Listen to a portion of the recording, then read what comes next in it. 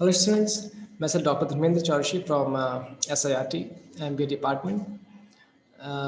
We'll go ahead with HRM as we learn some basics in about HRM in my previous video. In this video, we are going to talk about some basic processes and functioning of HR. So in this picture, you will have so many things to learn. Actually, this gives you a complete journey of HR. For instance, from the day one to retirement, as I mentioned in the last video. So, whenever you enter in a particular organization, so HR personnel will be responsible to make your career path, or they will guide you how to do what to do in your whole life or in a particular lifespan of your job. So as you can say, recruitment. So we'll start with recruitment actually. So in recruitment process, we will hire people from other side, uh, maybe from organization or could be from outside. So we classified recruitment in two categories: internal and external. Internal could be sometime you'll find people are upgraded, or they will be hired from the other department if they have suitable skill sets. In external environment, you will find people from the different organization, different world. So you will go for recruitment by advertisement through some newspaper or some social media nowadays, on website, um, maybe on Facebook. So after recruitment, could be internal or external, selection process will be there, in which you will be selected on the basis of your skills, on the basis of your knowledge, information, experience. Later on, you will have a training session. If you got selected, then you will receive a training program. Again, it will be classified in two categories, like on the job and off the job. On the job means while working, you are going to learn. Off the job means you will be placed somewhere else and you will be given training for that. So, two categories of training. Later on, you will have assessing performance criteria. Like if you got enough training for a particular organization, particular task, particular job, then your performance will be evaluated, will be tested, uh, will be tested by the professional or by the instructor over there. So the method will be again classified in two categories called traditional and modern.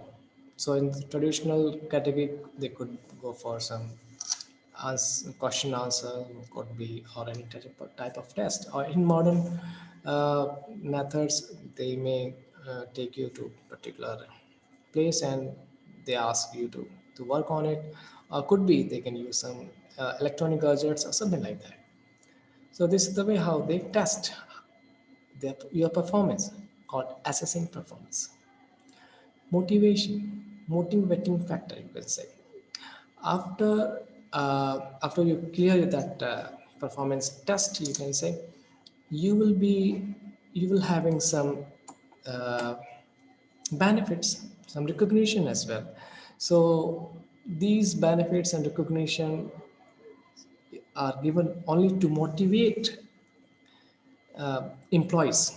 For instance, if you are working for a particular organization for 10 hours in a day and you are really working hard, and if they recognize, if they understand you're working, and to improve your performance, if they give you some rewards or benefits, definitely you will feel motivated and you will put your 150% or 200% instead of 100%, right? So these are the motivating factor.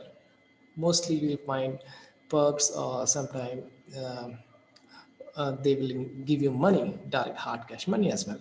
Or in other format, they will give you recognition. They may give you higher authority, mean position, or they will change your work, change your uh, role, give you more responsibility and authority. So that it's called recognition. So this is how people will be motivated in organization.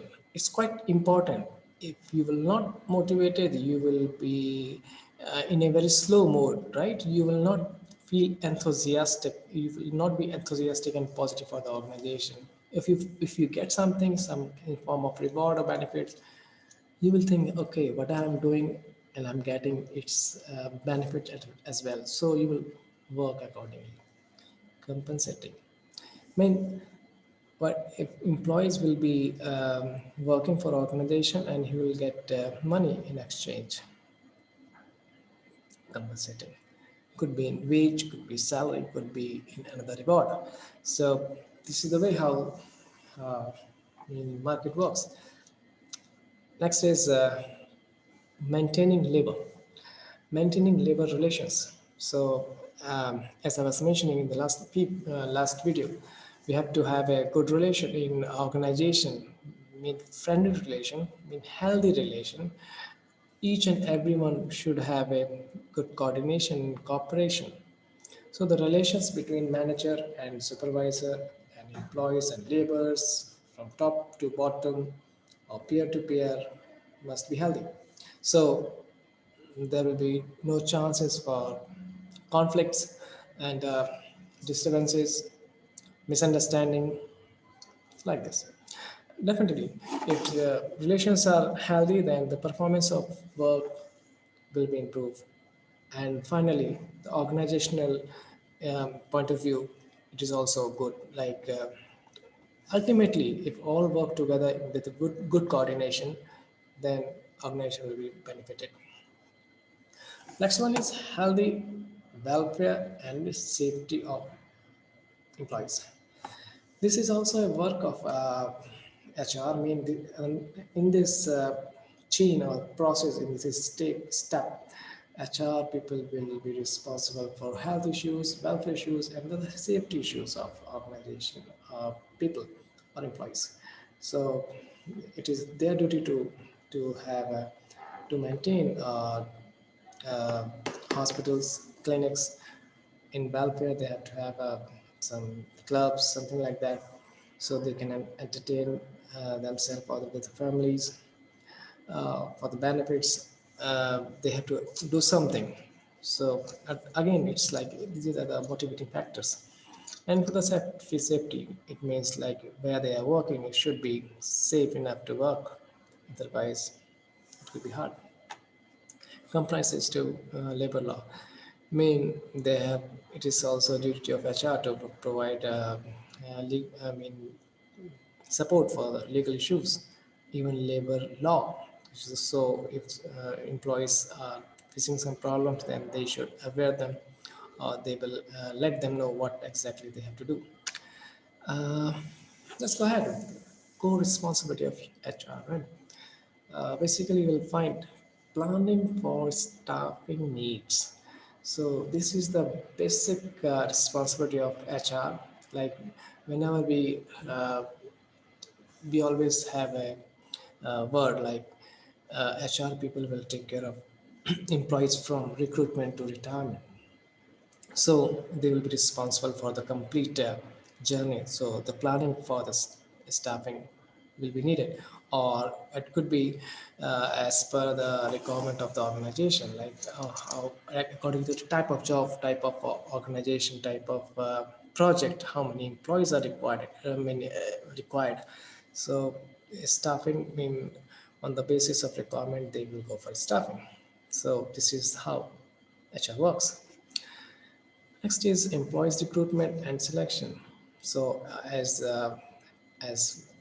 as per the planning of supervisor, or you can say management, HR will first go for staffing, and staffing means they will decide how many employees we want, what type of skill sets we need, Then on the basis of that, they will go for the requirement and selection process.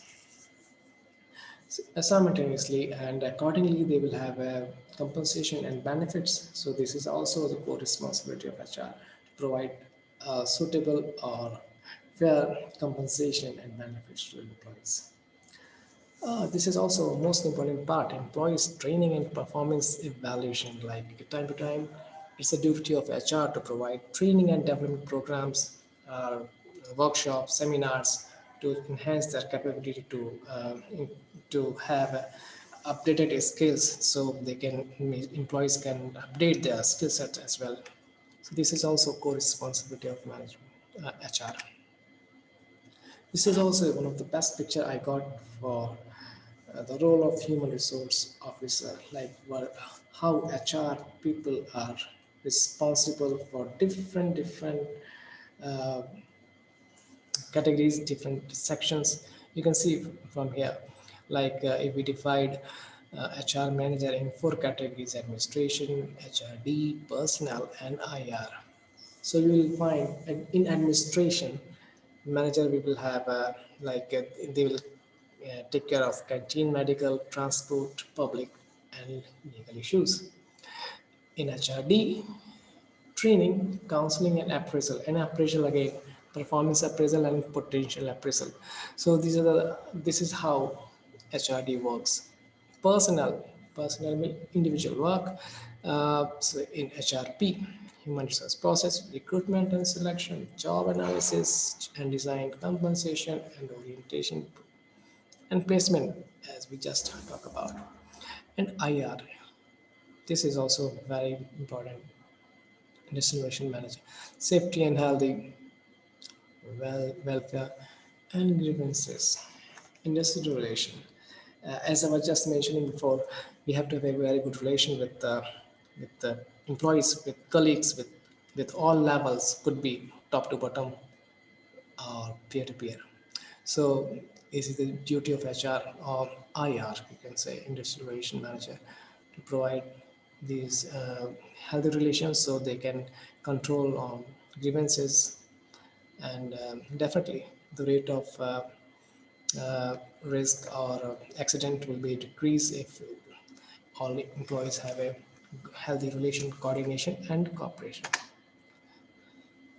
Basic responsibilities of HR you can find here: to develop a knowledge of corporate culture, plan and policies. This is the basic thing. Like whenever a new employee enter an organization, he should be well informed. He should be well trained. So likewise, these are the responsibilities of a manager: to act as an internal change agent and consultant. And to is actually HR is acting as a guardian of your employee. So from the day one to last, they will be taking care of a person, because and they are mentoring him for each and everything. They will take care of their needs and their functioning. Likewise, you will find some other topic like to evaluate impact of HRD interaction, support services, strength, and and the HRM will be responsible how we can best use of employees to get organizational job or organizational objective. So this is how HR works, and these are the basic primary responsibilities. Thank you, and it's all about me. If you have any question, feel free to ask. Thank you. I'm available on my email, Dr. Dharm Sage, and my phone number is 96172080858. Thank you.